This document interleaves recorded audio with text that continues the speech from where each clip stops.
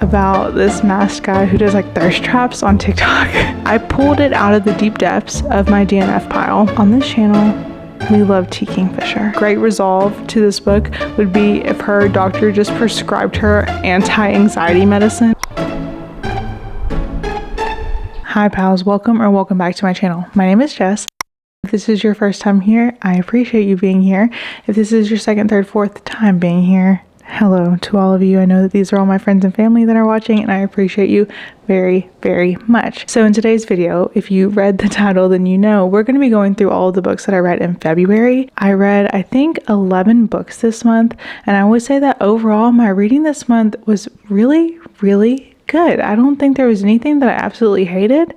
So let's just, without further ado, get into it, because I tend to go on a little too long, but today, we're just jumping straight in. So we're just going to go through them in the order that I read them, and I'll give you my rating and a little bit of a spoiler-free synopsis that may make you want to read the book. So the first book that we have that I finished is Summer in the City by Aster. This book is actually going to come out this month in March. It comes out on my birthday, March 25th, and this is a romance novel, contemporary romance, and it is about a girl who moves to New York for the summer in order to complete this big project that she's been working on, and she ends up becoming the neighbor to a guy who is like a tech billionaire, but they actually have a little bit of history.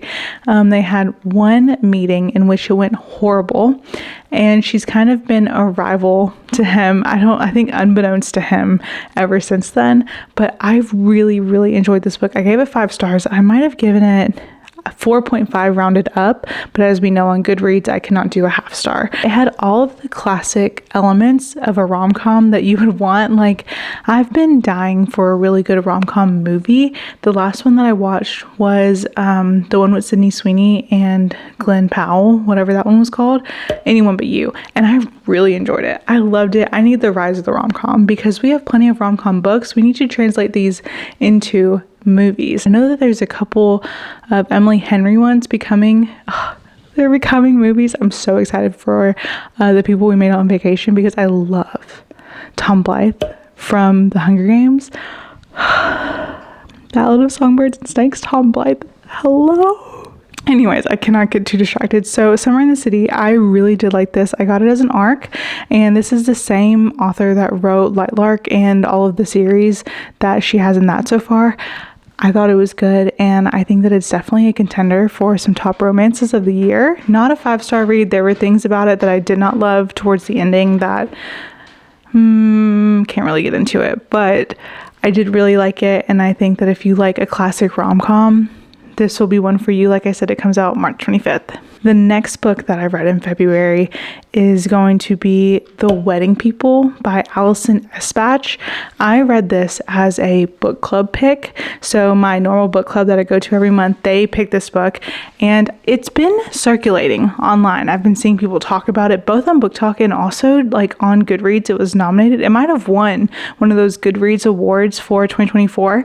And I've seen a lot of people talk about it. I didn't quite know exactly what it was about, but I'm really, really glad that my book club picked it, even though I did give it, I think, a 3 stars, like a solid 3 stars. It was a really interesting concept for a book, and it had some really funny moments, but there was a lot of like blah blah blah that I did not enjoy myself at. Whoops. I am not normally a lit fic reader. I'm trying to become more well-read this year, but I'm kind of finding it harder. I think that this is a good introduction into lit fic, to just kind of get your brain acquainted with how those books normally go.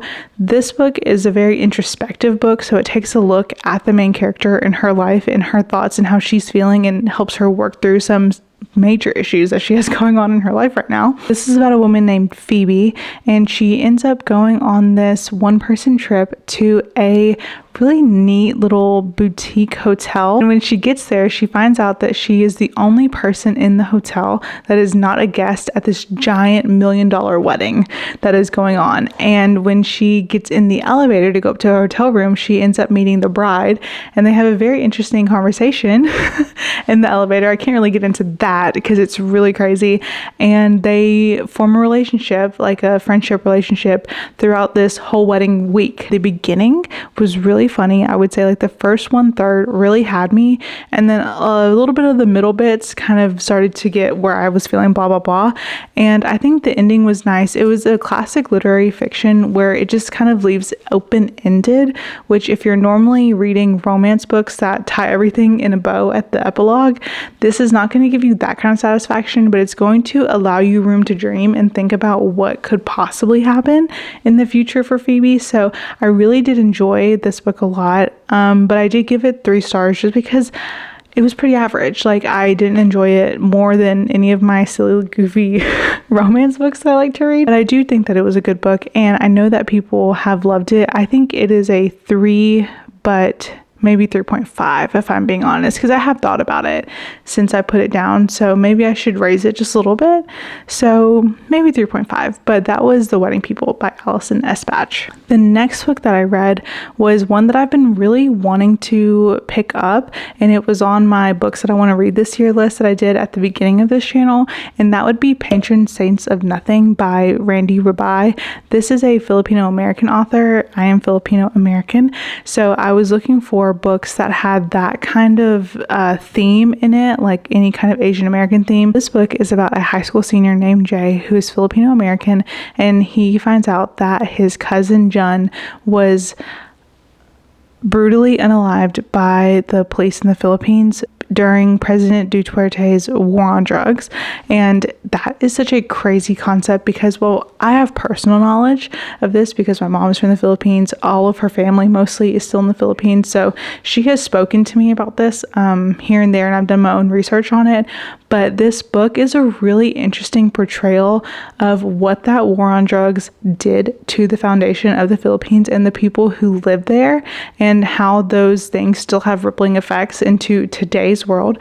So it was a really, really interesting book, and Jay wants to figure out the mystery that is surrounding his cousin Jun, what happened to him from the time that he was last in the Philippines when they were like 10 or 11 to his death. So it was a very interesting book. It was fun. It was fast paced. It was very compelling, and I literally sobbed at the end of this book. It was just a beautiful look at family and really complex dynamics that families can have, like concerning grief and loss, and also just tension, and how culture can really, really affect the way that people communicate with each other, and it can add to miscommunication with each other. It was just such a good book, and I mean, I obviously related more to it just because it was a Filipino American story, and I have knowledge of that personally, and I have ties to that.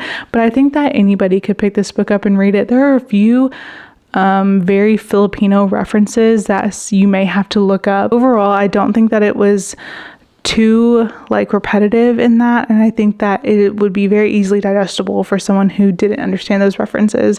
I mean, there were things that I had to look up. I'm not an expert. I haven't been to the Philippines since I was like 5 years old, so there were definitely things that I had to look up too. So I really enjoyed that book. That's Patron Saints of Nothing by ribay. Oh, the next book that I read. I actually listened to this as an audiobook arc because everyone told me that I had to, like that I absolutely had to. I've had it on hold through Libby from my library for a while now, and it finally came up this month, and that would be Lights Out by Navessa Allen. The way that I kicked my feet, I screamed. I have chills on my arms right now, literally talking about it. That book was so funny. I am not one who tends to lean into dark romance. Like, I don't like really violent things happening. I don't like really graphic things happening, like graphic negative connotation. I tend to stay away from dark romance as a whole, just because it is a little too intense for me.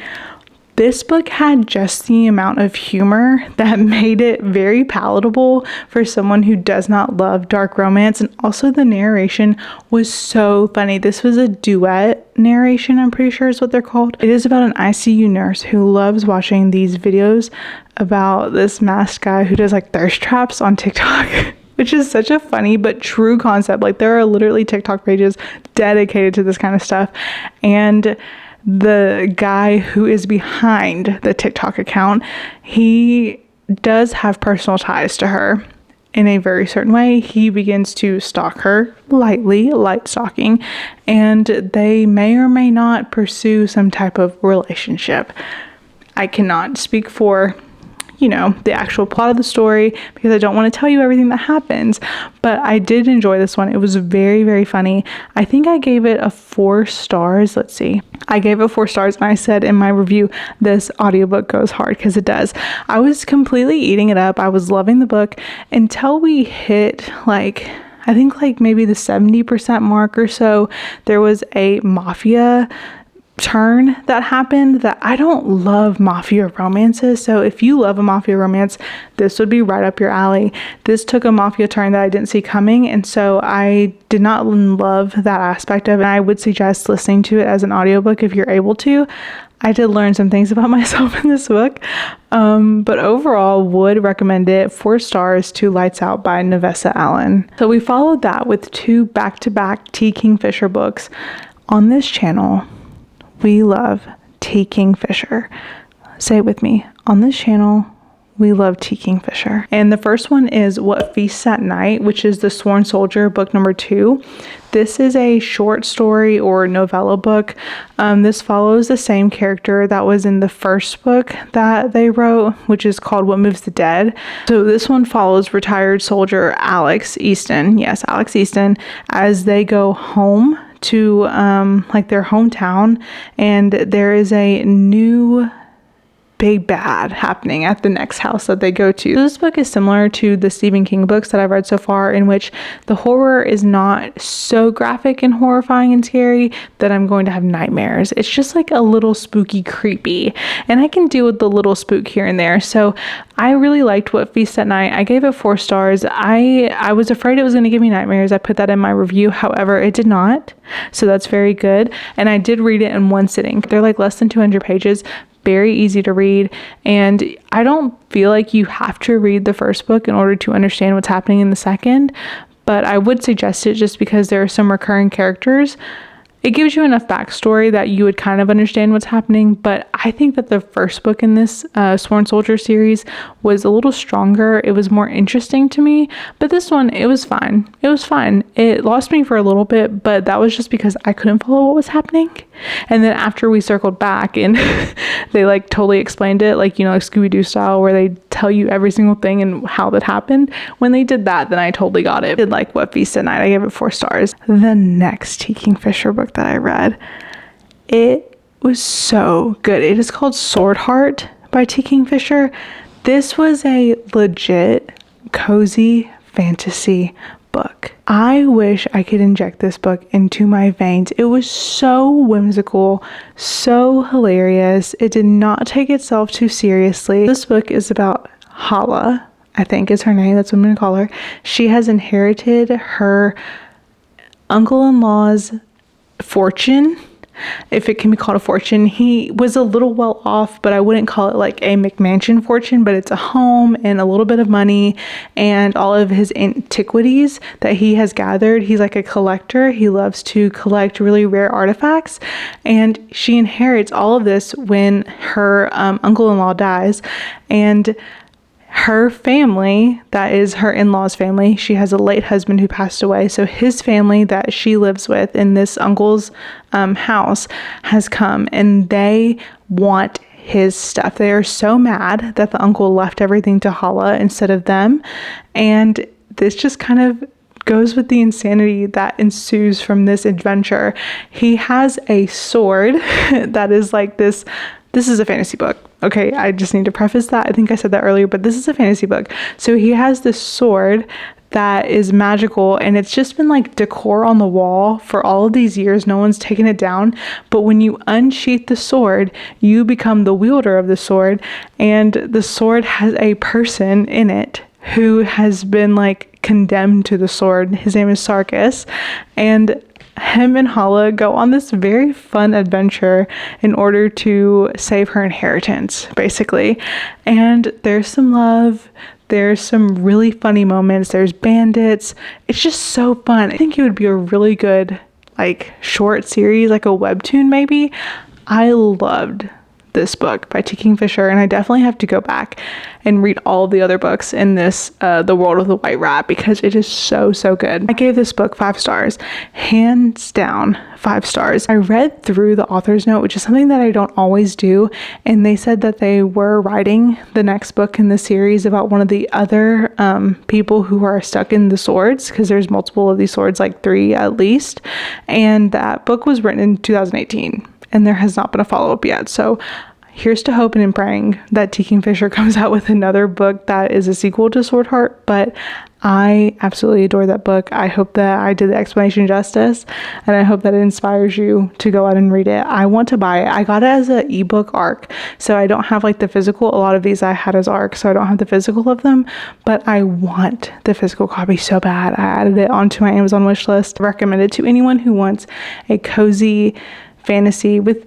fairly low stakes. Like, she's not saving the world here, but she's saving her world, if that makes sense. The next book that I read, this was actually a previous DNF from last year, but my friend Alison, who I talk about in like every video, she loves reading too, and she convinced me that I needed to finish this book. So that would be King of Sloth by Anna Huang. This is the 4th book in the Kings of Sin series, and as we know, I ride for Anna Huang in the Kings of Sin series, and I've loved all of the first 3 books, and then when you hit book number 4, I kind of hit a slump. I just didn't love the main characters that much, but I went back and I finished the book. I pulled it out of the deep depths of my DNF pile, and I gave it 3 stars, and I think that should be... I should win an award all in itself for that. This book is about a girl named Sloan, who is one of the friends from the Kings of Sin series, and she is like the head of this PR firm, and she enters into a like kind of relationship with one of the people that she represents, who's like this bad boy business. His family is like a big business family. They're all billionaire romances, and I liked it enough. It was not my favorite by any means in this series. I'm interested in seeing how the next book in the series goes, because I'm not really that into that main character either. Like, this might be like a first 3 book in the series thing for me instead of all the way through, but I'm going to see it through. I'm going to keep reading them because I have enjoyed them so far, and maybe the next book will change my mind. We hit a lull with book 4. Not every book in the series can be a banger. Overall, it just did not resonate with me the way that some of the other books in the series have, so I did give it 3 stars. Okay, this is going to be my lowest rated book for the entire month, and that would be Whirlwind by Kayla Grosse. And this is a book that is basically a Twisters fanfic. There was such a crazy power dynamic in terms of the male character over the female character, and I gave it 2 stars. So I listened to this as an audiobook ARC, and I did like the audiobook because it had like multiple narrators and there were sound effects, so it was sort of like a pseudo graphic audio, not completely. As the male main character, he is like a famous tornado chaser, but he's also the professor at a university, and she was a student at the university, and it's a lot of smut. I would say that this book is a pure smut book, like a little bit of plot, a lot of smut, so that kind of really missed the connection with me on that, and that's okay, because I actually saw earlier today in my Kindle group that I'm in on Facebook, someone posted this book and was like, I love this book, 5 out of 5 stars, so amazing, has anyone else read it? And the comments were like, oh, I love this book, I had a great time. So it really just depends on your person. As always, reading is subjective, and everyone has their own opinion on what they like and what they don't like, and I just did not love Whirlwind by Kayla Grosse, and that's okay, because you might read it and you might think, that bitch is crazy, this book was so good, and that's okay if you think that, because we're all different people. So that was Whirlwind. The next book that I read, another 5-star book. That would be Red Queen by Victoria Aveyard. And my entire last video on this channel from last week, which was like a Red Queen versus Powerless debate almost, but mostly a synopsis of Red Queen. If you want to know more about that book, I would suggest going back and watching at least the beginning of that video. I tell you what it's about, but anything past the beginning is going to be spoiler. I give you like the entire plot. We kind of like read it together and I update you as I go through it. So If you want to know more about Red Queen by Victoria Aveyard, that's that. But this book is about a girl who grew up in the stilts, which is like the most impoverished part of this war-torn country. The whole entire country is divided into two factions. Ones would be the Reds, and those are the people who have normal human abilities. They do not have any kind of special powers. And then there's the Silvers, and these are the people who have extraordinary magical abilities. It just happens at birth. If you're born into a silver family, most likely all of your descendants are silver. If you're red family, most likely all of your families are all going to be red, regular humans. And the Reds basically work in servitude to the Silvers, both in regular jobs and also in the army. So this book is about the division between these two places, and one of the girls from the Reds ends up becoming into the house of the Silvers. Cannot really speak on that directly, but it pits her in the middle of two princes. So if you think that this sounds very similar to Powerless, you'd be correct because the plots are pretty parallel on those two. They are pretty parallel, and Red Queen was written first, so I do want to say that. But I really enjoyed Red Queen. I think it was so good. I'm going to read at least 2 more of those books in that series, probably in the upcoming month, because I really enjoyed it and I want to get back into the world already. I've been thinking about it for like the last week since I finished it, maybe a week and a half, and I've been kind of waiting to finish the books that I'm reading right now in order to get to those. So it's like a treat. That's how much I liked it. I recommend Red Queen by Victoria Aveyard. We're winding down here. We have 2 more books left. One would be You Between the Lines by Katie Naymon. This book was interesting, very interesting. It was a sleeper hit for me. At the beginning, I wasn't really sure about it. I didn't know how to feel about it. This book is about 2 people who are both writers. I think they're both poets, actually. And this is like an academic rivals to lovers. We're like kind of academic rivals in high school. They grow apart. We're like 10 years post high school. They're in a Master's of Fine Arts and MFA program for this very prestigious poetry and writing program. They have good characteristics that feel very tangible and very real. Like they feel like people that I knew in college. They feel like people I could still know now. I gave it, I think, 4.5 stars, and I knocked it down a whole 0.5 star, and that would be because this is going to be a little bit stupid of a gripe, but the main female character was so annoying. Annoying to the point where I was just like, girl, if you don't shut up. These characters are like 27 and 28. I think they're like in their late 20s, so I'm the same age as what these characters are. And I'm like, if you do not just think for one damn second, people, are you kidding me? There's no way that your brain is still working like this. There's no way that you've gone through this much life so far and you're still thinking like this. Like, let's get it together, girl. Let's get it together. So I did take off half a star just because Lee really kept pissing me off. She was making me so mad.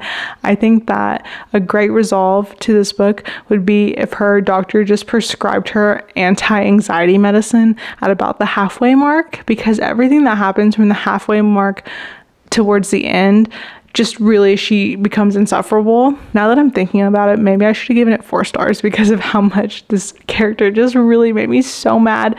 This is single POV, so we don't go back and forth between Will and Lee's POV, and that kind of sets me back a little bit because Will seems like he would be a master of yearning. He seems like he would have some very profound things to say about yearning, but he does not get the chance. Unfortunately, he was not given the mic. I did like this book. I think actually after talking about it, I might demote it down to 4 stars. Just in my head, and on this I'm not going to actually change it on my Goodreads, but I did like it. I think it was a solid rom-com if you're looking for that, and it is a new release. I think it came out in February, so I would suggest it for anyone who's interested in a good rom-com. I know that they've been promoting it a lot. It was on like the book of the month like ads that I've been seeing on Facebook and Instagram, so I think that it's getting a fair amount of recognition. This brings me to the last book that I read in the month of February. That would be The Last Trip by Kiersten Modglin. I like K-Mod. I like her a lot. I love her writing. She pumps out books like no freaking other. Her and Frida McFadden are pumping out so many books. It is so crazy. But Kiersten Modglin, there's something different about her books in that I feel like the twists are always so well thought out. Like, I don't know how she has so many ideas for twists. It's crazy to me. This book, I never saw the ending. Not in a million years, honestly. Like, I'm not even trying to like hype her up right now. I never for a second thought that what happened is what was going to happen. I've read like a handful of their books now, and she always eats. Like, I don't think I've given any of her books less than a 4-star. I don't think I have. I gave this one 4 stars. It was solid. It was very high stakes, and it follows a woman who is in like her last trimester of pregnancy. Her and her fiance go on a vacation for their last trip before they have the baby. Some very suspicious things start to happen while they're on their trip, and her paranoia only grows. Sadie only gets more and more anxious and more skeptical about everybody around her and their intentions. I did not love the resolve of this book, and I think that if it was a longer book, it would have been able to give more in the ending. So that's the only reason why I brought it down to a 4-star. Mostly I enjoyed the characters. I thought the narrative was really fun, and I loved the voice of the character, and she really did do a great job of writing like literal paranoia and anxiety. The things that I feel on a bad mental health day, I was like, oh my gosh, this is too deep into my psyche. It was like you had a live wire straight to my brain on the days that I'm like over caffeinated and just feeling out of my literal cord. So I enjoyed that book, The Last Trip by Kiersten Modglin. I would say that overall, my reading for February was great. I had a great reading month. I'm feeling good about this month. I'm feeling good going into March because March is my birthday month. Anyways, guys, thank you for joining me on this long-winded talk about the books that I've read in February. I hope that you enjoyed it. If you've gotten any book recs or if you've read any of these books already, please let me know down in the comments below. And as always, have a great day and read more books. I love you guys. Bye.